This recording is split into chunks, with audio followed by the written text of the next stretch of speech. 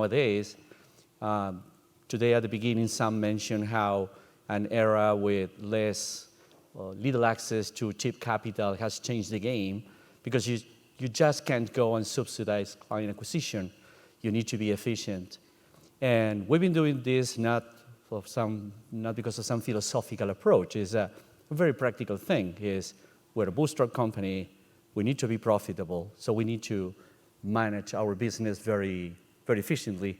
And from the get-go, this company, long before even I joined this team, this company learned how to use the power of the network, right? The power of human connections and relationships to drive referrals and drive growth in a very organic way. So we're going to be sharing that journey and how we actually work to amplify it and make it more efficient and make it an integral part of our go-to-market. So as I was mentioning, this is all about how we grow through the network effect, which is something like for everyone in sales, you guys know very well, something we do. It's like a second nature to talk to the people you know and try to get referrals, ease access to some companies you're trying to hunt. That's something that happens very naturally, except that for some weird reason, there is a point where companies say, we're going to have a program, and immediately they naturalize this very organic thing that happens. We didn't do that. We always grew and leveraged based on taking advantage of that.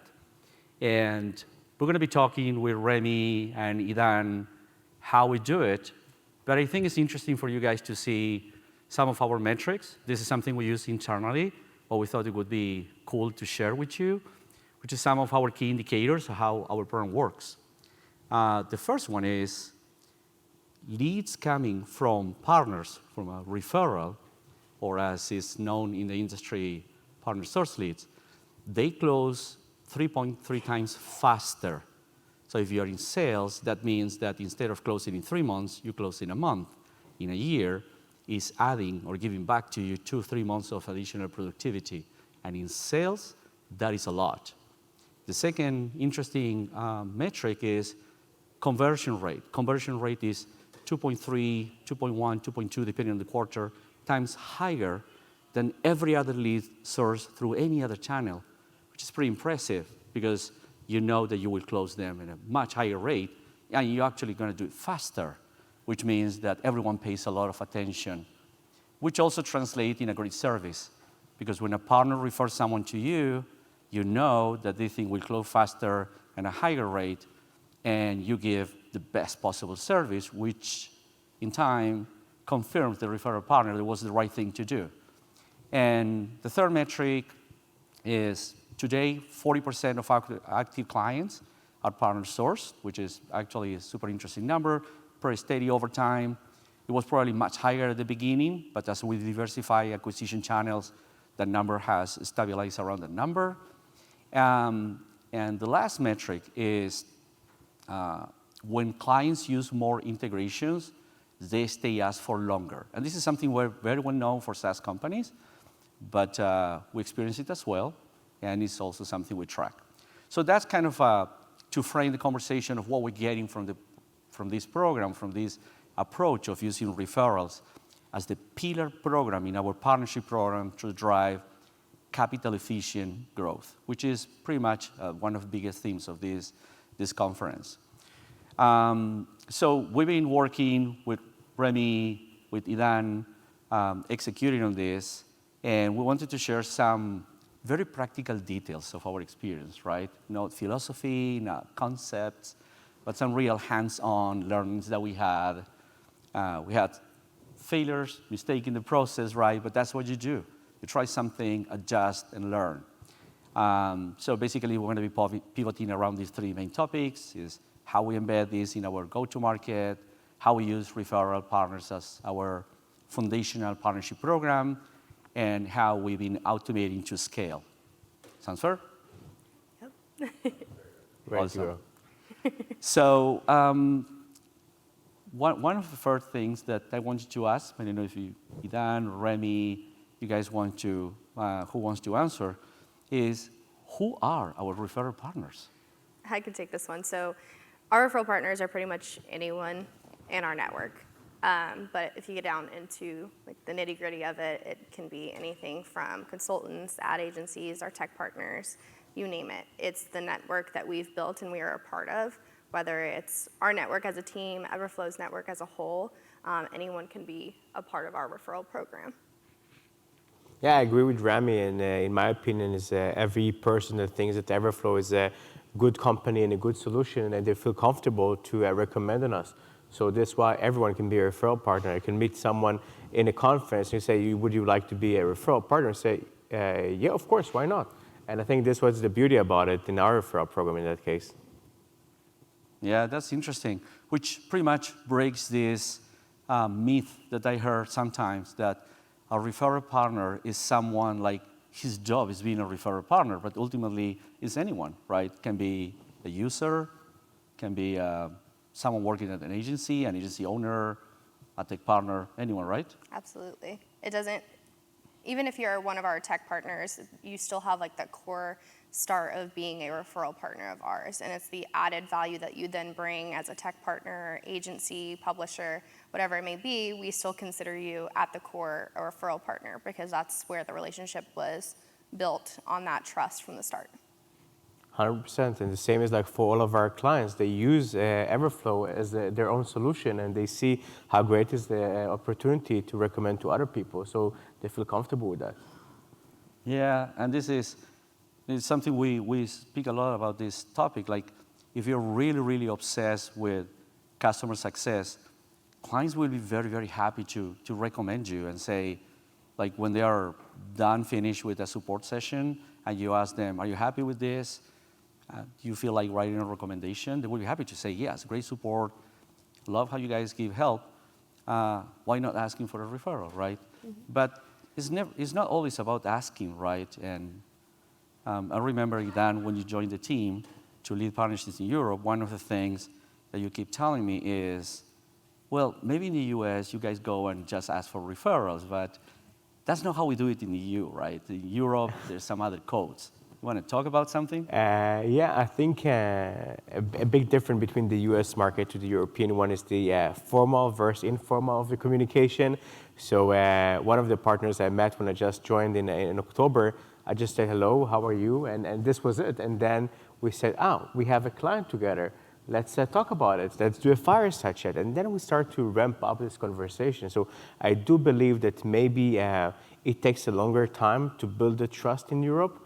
But when the trust is gained, the sky is the limit, and we can do a lot of things together. And actually, one of them is sitting here with us today, so I'm very happy about it, and looking forward to discuss about more topics in the future. So let me ask this question. In your experience, why people refer business to us? Why does happen? As a short sense, I would say they just love us. They think that we're a great company with a very good solution. And they feel comfortable because, like, we spoke about a few times that, like, 80% of the people like to recommend if they believe and trust the solution. And this is why we see from, like, 1,000 clients that believe in us that they can do, like, the right referral in that kind of a case. And if a partner thinks that we're such a good solution, they feel that if they will recommend us to another client, they will do a good service for this kind of a client. And this is where the trust is gained, like in 3 levels. It's a win-win situation for everyone. And it's something that you mentioned yesterday with the team is that a big percentage of those referring to us are not even, they're part of the program, but they're not taking payouts or anything like that. They're solely referring to us out of love. And I think that's a big thing to recognize that, like, yes, we have this incredible program in place and we've revamped our payout system in 2023. But that's not the most important part to our partners. It's at the end of the day, they love what we do. They love, like Idan said, our solution to their problems, and that's why they keep referring. And we see it's like it's ongoing. Like it's a roller coaster. Like sometimes we have like less leads a month, and sometimes we have like a month that we had like 100 referrals, like last month, which I think it's amazing. And it's not only us; it's the partner who feel comfortable to talk about us. And that's, how you spread the love. More people talk about you. And I think this is part of this game. Yeah, I love that, and I agree with that idea. But I will bring the capitalist in me and say, okay, there is love, right? But we all run business, and we need to monetize and grow. So there must be other forms of value that they find in that relationship. So reciprocating is a big part of human nature, and I get that. But there must be a business impact. So what does it come to mind when you think, like, what are the ways partners get value from this relationship? How they benefit other than just socially reciprocating? Yeah, we have a few different things that we kind of take when we're working on a partnership, whether it be participating in one of our fireside chats, or if we do have joint clients that it makes sense to do a case study on, and that it would be beneficial to both prospects and joint clients. We do that where we, give them kind of the platform and feature them where it's needed. And then, of course, there's the mutual referrals. So we're referring our clients to our partners every time that it's possible. When it makes sense and it's right there, why not? And that's something that really brings the value to our partnerships, whether it's just the feature and, we're presenting them in front of our clientele, our prospects, or if it's those direct one-to-one introductions. In every relationship, there is like exchange of values. It can start with like a recommendation or introduction. It can move on for a fireside chat. But there's always a need. And when we explore like what are the needs of the partner, what they're really interested in, we can follow up with like a ramp up like a strategy for the next quarter or 2 quarters and say, the first one, let's do a happy hour together. There's something that I like to do in Europe to bring the people together and like to see the connectivity that we have. Another time we can do a fireside chat, we can bring the network into it, and this is involved. So as long as we keep on doing like 1 or 2 events once a quarter, I think this roll-up will bring us like this kind of a success in this partnership. Yeah, which is a topic I always find fascinating. One of the things that become more and more essential for the success of any company is the ability to build a community, right?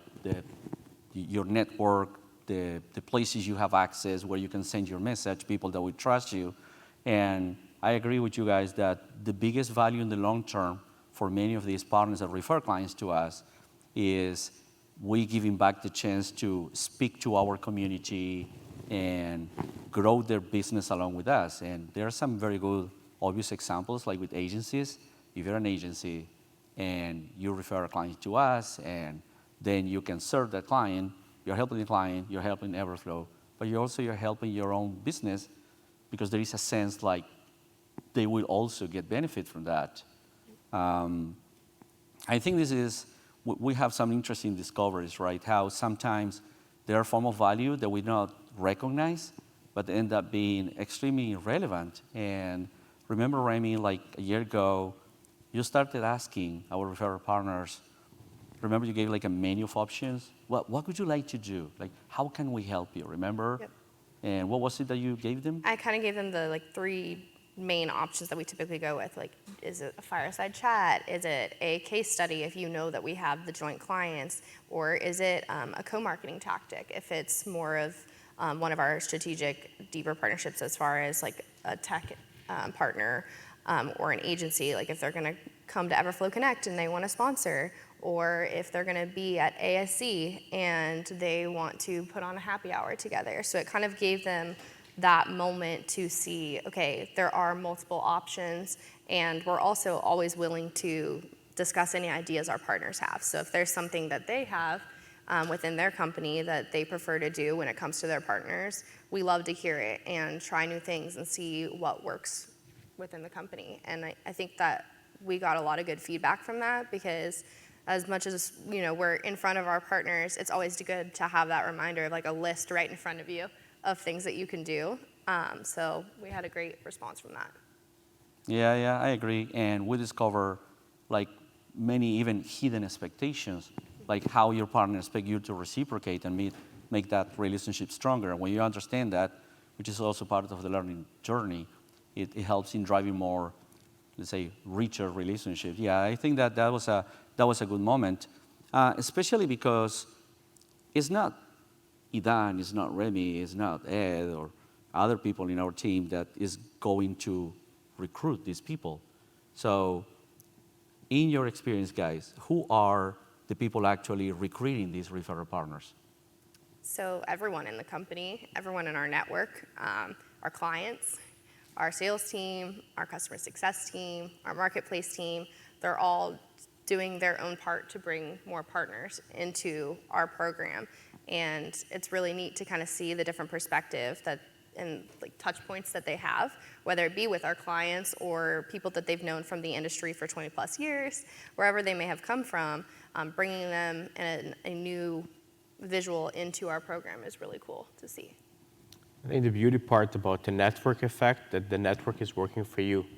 So it can be, as you mentioned, like someone from the sales team that know way back other people from the industry, or you go to a conference and your partner know another partner, and this is how it rolls. So it's like involved, and like yesterday, like in one of the slides, it was like all the connectivity that everything is like relate to each other, and this is the beauty of it. So as long as we keeping pushing forward the network will work for us and will come back for us, because it's like it's the give that we try to approach all the time, and then it comes back to us. And I love that, Ida. And I remember like 15 years ago, I was in this conference listening to Gary Vee, and he was repeating this mantra, like, give, and you will eventually get. At that time, like 15 years ago, for those who have been in the market long enough, you will remember like every piece of relevant marketing content will be gated, right? Everyone wants to get your email address and more personal information. And this crazy guy was telling everyone, guess what? Give, all free. And it didn't make sense. And now 15 years later, we all recognize how much of a forward thinker he was. Because he understood that the biggest exchange of value happens within these networks and personal connection, and how you can leverage that. Which leads me to an interesting topic. There is something that we learn, and you experience that in first person, which is, let's say that you have a given group of people that can become referral partners, but you don't have the relationship. I don't have the relationship. Is the sales team, is the customer success, is the marketplace team. Mm-hmm. So I found it interesting that we don't define our role like the people that we own the relationship. We're more like catalysts there, right? Yeah. We're making it simpler to recruit and add value. You want to share some of your experiences in doing that? Yeah, absolutely. So, of course, we have so many people on the different teams within our company that have been in this industry for a very long time, and they have these connections. And working with them, I'll use our sales team for an example, working with our sales team and making those connections not only build their relationship with their friend, client, whatever it may be, but it adds value to, they get a payout or they get a credit to their monthly bill if they're a client. But then we also make sure that, we value that relationship. It's not ever going to be, okay, me taking over that relationship like you said. It's not, I'm an owner of it. It's how can I now help your friend, your client, your partner, however you feel it fit, and I make sure that they have the access to everything that they could need, whether it's just, they want to see the dashboard, they want to potentially use the platform that we give them to do co-marketing tactics, or if they just simply love using us, they've been a friend for a long time, and then, we also make sure that that is kept the relationship in a way that those stay in the hands of our sales team, and they stay in the hands of our marketplace team, and we're just here to help, which has been really nice, and it's just an additional person to help along the whole process. Yeah, and I've been in sales many years, and I remember, especially early in my career, I have this price set of relationships, people that will give me access to new opportunities, and I remember some of my bosses at that time telling me, put that in the CRM. And I was like pretty much against it, right? Because it's like my relationships, my network, it's my people, my guys. So when I was working through this, one of my things was thinking, I don't want anyone in this team to think that we're taking over those relationships. We're just finding ways to add more value.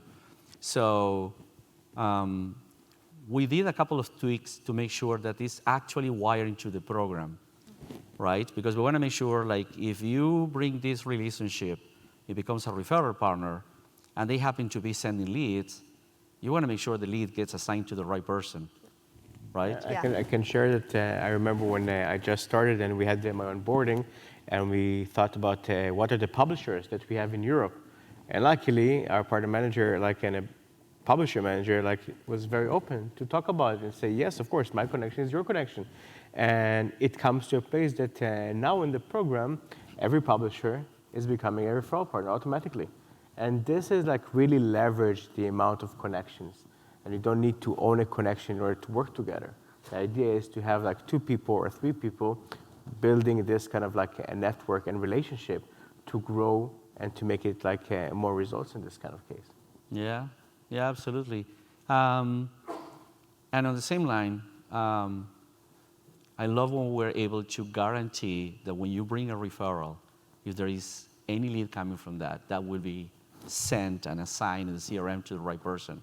Want to comment on that, Raymond? Yeah, absolutely. So we made it possible within our system because we run our whole referral program on our own platform, and we made it possible so whenever a new partner is added that is coming from a sales rep, it is automatically triggered to them as the account owner. So any referral that then comes in from their relationship comes directly to them.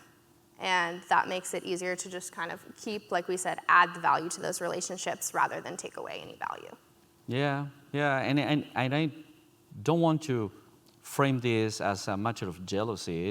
It's a practical thing. Like if I have a relationship with you and you're sending me leads, I just want to make sure that if I put you in the system, you're not going to be talking to through 2, 3 different people in the company where there is a trust. You might be asking why I'm talking to these other 2 people when you and me we're working together. So we want to preserve that capital. And I remember at the beginning there was a lot of scrutiny on the sales team, making sure can you guarantee I will be getting these leads? And I remember that the setup I work on actually was wrong. And I was sending the leads everywhere else. And I have 2 or 3 of those. And we finally figured out what was it. And with the help of someone in the sales team, AJ, we had the right setup, and now it works. And it's part also of figuring out how to automate the program to bring that transparency at every level, right? Because it's one of the pillars of this is relationships can drive trust, but you need transparency as a counterpart, 100% transparency. Yeah, because at the end of the day, we all win. If we know that 40% of the deals that we closed in a month are coming through partners, the one who benefit the most are the salespeople in that case. So we have a common goal, a mutual goal to want to work towards.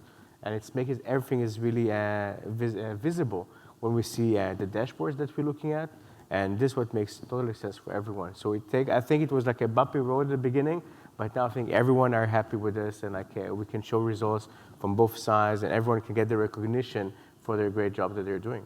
When you mentioned the transparency piece, which is when we switched to using our own platform to track the program, was to make sure that everything was very transparent to our partners and their dashboards were very clear and they could see the new revamp of the program. And every time they sent a lead and what position that it was in, was it just a lead or had they converted over to a prospect, and then when they closed to be a client as well. And they now have access to seeing this all right at their fingertips and being able to hold us accountable, but also hold themselves accountable and see, okay, what was different about this lead that I sent over to them that they didn't convert? Or, this one did, why? Who else could I send over to them that makes more sense, that falls into this category? And having that transparency has been really nice within the program because they're able to ask me questions. I can reach out to them with anything that I have, and it's been a very smooth process doing that. Yeah, which is we're moving into the operation part, right? Because so far we've been discussing a lot how network roles people and how we tap into that to scale the program and amplify.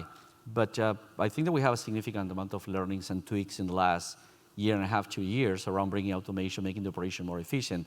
So one is the lead routing, which is nice thing, brings the scale, automation, and transparency.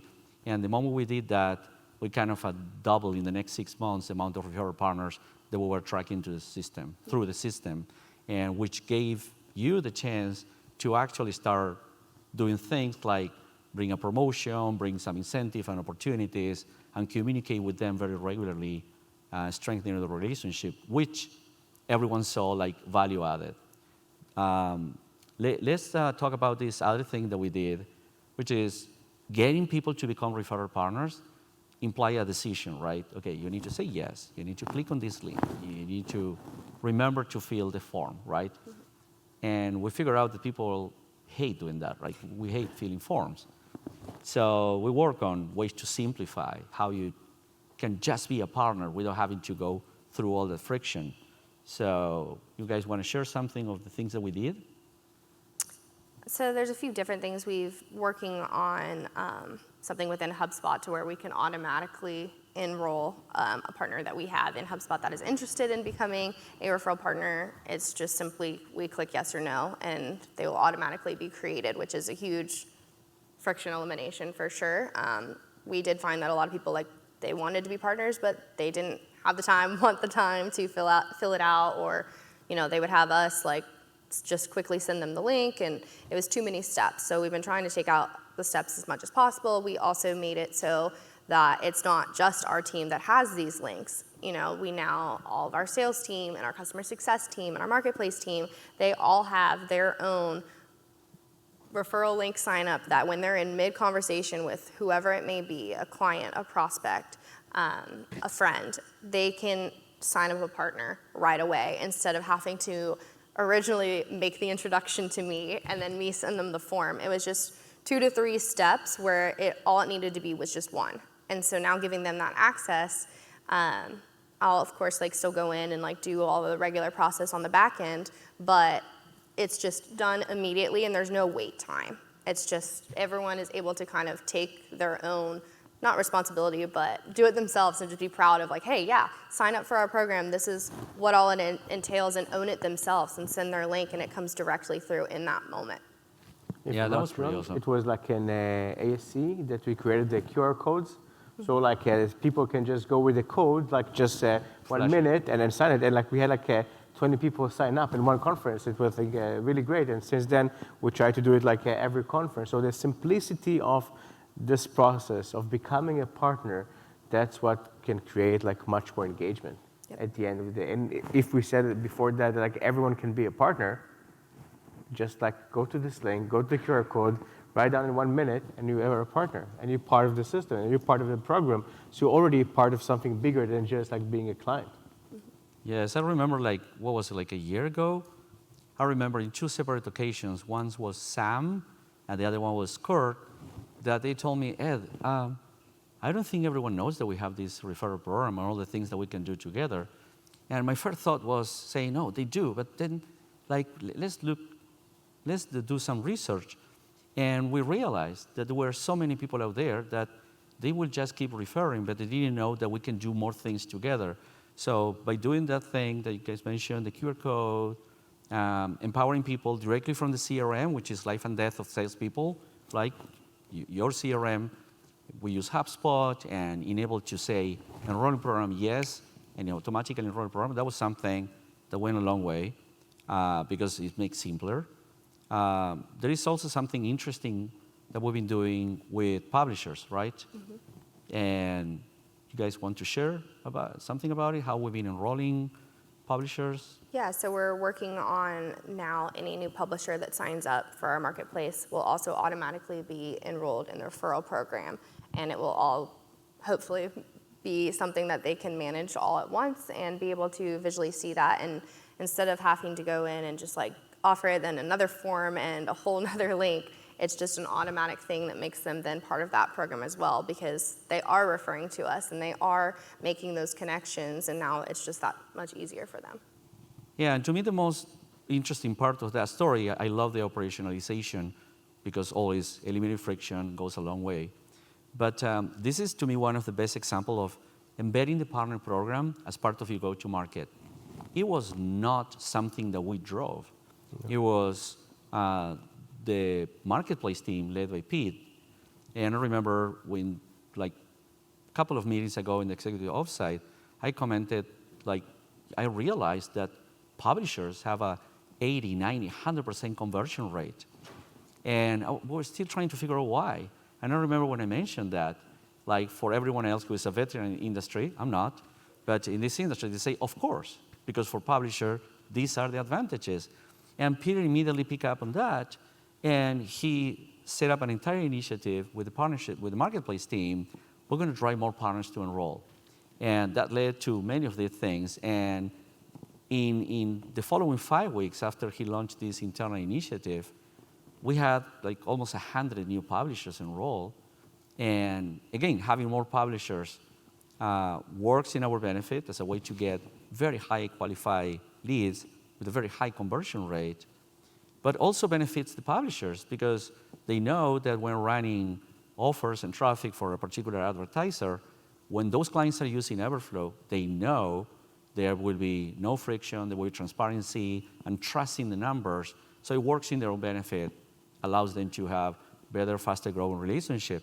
But it's interesting to me, like I've been in this company for 3 years and a half, 4 years, and it never occurred to me to think publishers as a type of relationship we can take advantage of and make it growth. It was like a neutral player. It's just a stakeholder in the ecosystem, which goes a long way and tell the story that in your entire ecosystem, there are so many stakeholders, so many roles, and there is an exchange of value possible.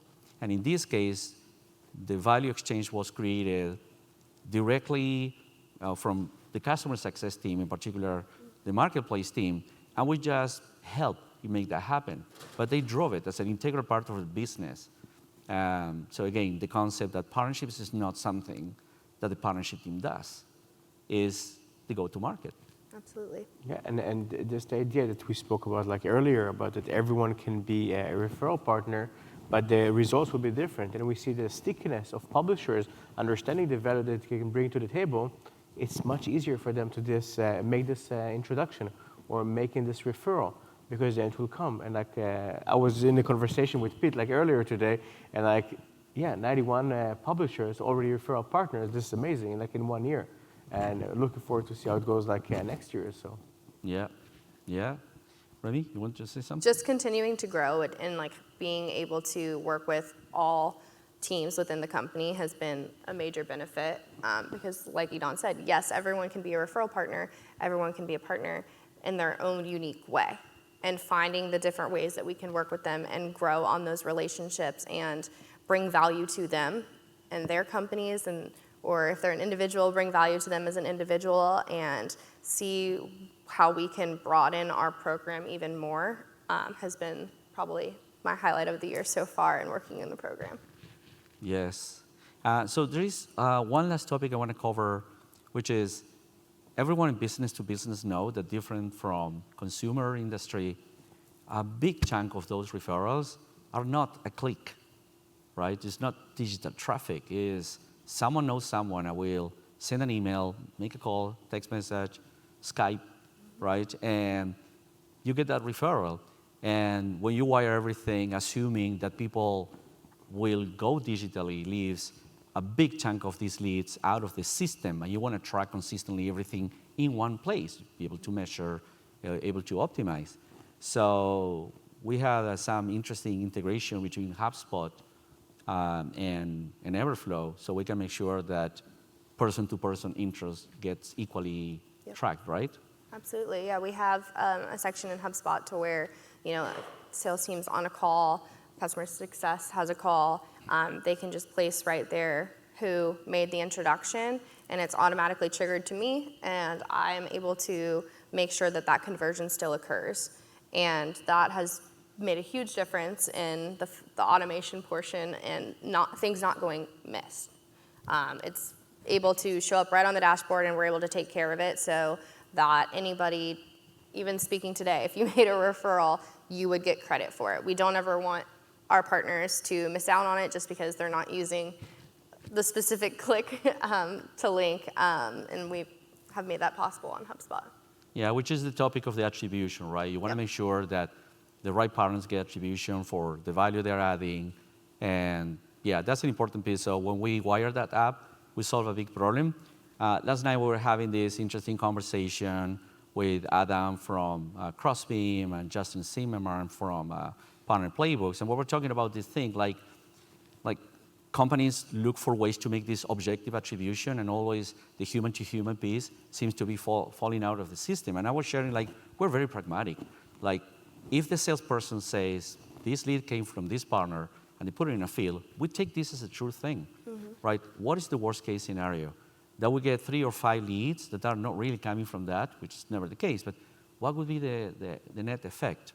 You can easily cancel the next referrals and not attribute to the partner if there is a kind of a weird behavior, but that's never the case. It's simpler to just trust the front lines on who they think is, or they tell is the people. And so we are not the ones telling who to attribute, it's themselves, right? Yeah. And that goes a long way. So trusting and doing that, especially after we changed how we incentivize partners, right? Absolutely. So we used to have the 10% over 12 months. Many of you here will remember the model.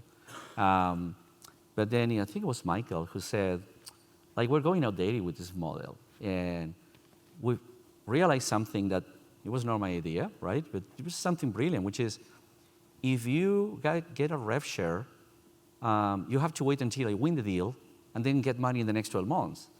But if we move to a CPA model, which is like a duh now, right? It's obvious for everyone, but it wasn't obvious at the time. I never thought about it. We switched to CPA, which brings incentives to the present. Like if you refer someone right now, you get 250, right? And as the opportunity moves to prospect, we're going to give you another 500. And when we close, you get another 1,000. And I remember how that drove people logging to the portal, because now they're excited to see, where's my lead? Like, oh, it's prospect. Oh, I accrue another 500. And not everyone wants the money, but for those who actually say, okay, that's going to alleviate my monthly bill, whatever, they love it. So you want to share something about what you saw on that? Yeah, it's been a huge change. And of course, when I started about 1.5 years ago, we were still on that 10% over 12 months. And like you said, it wasn't our idea to change it up. But as soon as the idea was brought to the table, it just made so much sense. And I instantly saw the uptick in leads and conversions and conversations with partners. And it wasn't necessarily because they were all interested in the money, but it was showing that we were working with the industry to make the changes that we saw fit. And like you said, a lot to begin with weren't ever even logging into the dashboard. They didn't know they could log into the dashboard. And this opened the conversation further to where they're logging into the dashboard, they're checking their conversions, and like I mentioned earlier, they're seeing what the difference is of the ones that aren't converting and the ones that are. And it's almost exciting to them to get to then see, okay, how many more can I do? What can I do differently? And with that, created the things we've been running within the program as well, which is our promotions we've been doing with our partners and sending out in our biweekly emails and trying to do about 1 a quarter. And it gets people excited and activates them along with this new revamp. So, you know, whoever can get the most leads in this month will get it. The one we ran most recently was a speaker. So you had a choice between a Google Home speaker or an Apple speaker. And it was really cool to see how exciting this was to our partners. And it got them reaching out to me more and asking, okay, like, how many am I at? Am I in the top 3? And it's something that we have found really works. And I'm excited to continue to do more. And if anyone has any ideas that they'd want to see from it, always feel free to bring them to me. Yeah, I think also the engagement in the newsletter, how many people opened the newsletter was like something that's, oh wow, this is like really high percentages. So definitely like interesting engagement. And again, people are not for the money, but they're part of the competition. So it gives like more spices to it. So like definitely it was worth it, I think. Yeah, it's amazing how the competitive bug kicks in. Yeah. And I remember like these 2 things that like I could have maybe predicted or thought about it, but nevertheless surprised me when I saw it in real life happening. One was, I won't name the person, right? But you, Idan will remember that this person saying, who is the top one? We say, okay, I can tell you who, but this is the number of referrals. And the guy say, oh, I'm only 3 away from that. Yeah. And the guy went on and make 4 referrals to win, try to win that month. So the bug, maybe it's not the speaker, it's the competitive spirit that we have 100%. In us, right? And that's one thing. The other thing is, I never realized how much uncomfortable many people will feel by this situation where they refer someone to you, and then when they meet you at a conference or any other exchange, they say, oh, by the way, what happened with that company I referred to you? And they will say, oh, we closed it, and they've been a client, or still have not decided, or we lost it. How many times they tell you, why you didn't tell me? I know the owner, I could have helped you, right? So they like to understand where they are. So when they can actually log into a portal and see, oh, look, I see this opportunity move from lead to prospect, we had partners sending a message and say, hey, I see now it's a prospect. If you need help, let me know. They want to help us close the deal. And as you say, right, as we've been talking about, out of love, or because they're working with that client and they say they have a legacy platform, sucks, and I want to see them move to Referrals because it's going to make my life simpler, going to be more productive as an agency working with them. But that piece of transparency proved to be amazing. So it's interesting how the new model brings transparency and a sense of control where they can see what's happening with the flow of business they're driving to us, right? Absolutely. I think that's like the biggest piece of it is that full-blown transparency and excitement and reactivation. I agree. It's like also like we split a few months ago the list between the U.S. and the European, and what you see what is the engagement in Europe, and I was very happy to see that it's also like very happy and like very engaging. So it's some kind of, I would say, like it was a great decision to take to start to have like this kind of like referrals and a commission, and in a, I would say, more competitive way that will bring some more results. So we see the activated amount of partners like much higher than it was before. It's already, I think, an achievement. Yes, and actually we had a nice surprise in Q1 where 2 of the top 10 referral partners actually were from Europe. Yeah. That's never been the case before. And we started getting more and more leads, and the person that was particularly number 1 in Q1 never referred to us, and Zach on Europe started developing that relationship, and it created so much flow of opportunities, right? Because we're also giving them chance to talk to our clients and expose their services and the uniqueness of what they do. So there is a lot of exchange of value there, and you see, it's like, it's working well, right? 100%. Something I want to ask you to share then is, remember we mentioned the topic that Europe, that's different. That's a business when it comes to social networks and how you connect in your business network, different to the US, right? In many subtle little ways. And you've been finding partnerships and relationships in a different way than traditional, right? And I love the example when you visit Israel. You want to share that story? Yeah, so like a few months ago, I went back home. I'm originally from Israel, and I asked the guys at the CSM team, do we have any clients that you think I should visit? And one of the name was a company named Userway that they're doing like accessibility. And I went to their office and I had a meeting with the partner manager, the account manager, and head of growth. And after 10 minutes, say like, guys, you can definitely be a partner. Why we only a client? And like we started this conversation, and like we decided to do a few things together. And like actually like 2 weeks ago, we had a fireside chat, and like we're going to have like a keynote speaker, and definitely much more things that in the future. And the idea was that the in-person connection make the difference. And this is why I asked you a few times, I would like to go to London to have like a happy hour. I would like to meet more people in person, because this what build the trust. It's not only one time, one email, one fireside chat.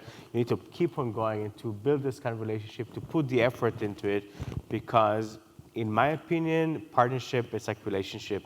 It's a long-term navigation. You have the ups, you have the downs, but if you have a mutual goal and mutual values that you look at this, you can never back down. And you know what? With that, that is a wrap. I think you summarize it in a lovely way. So, yeah, that's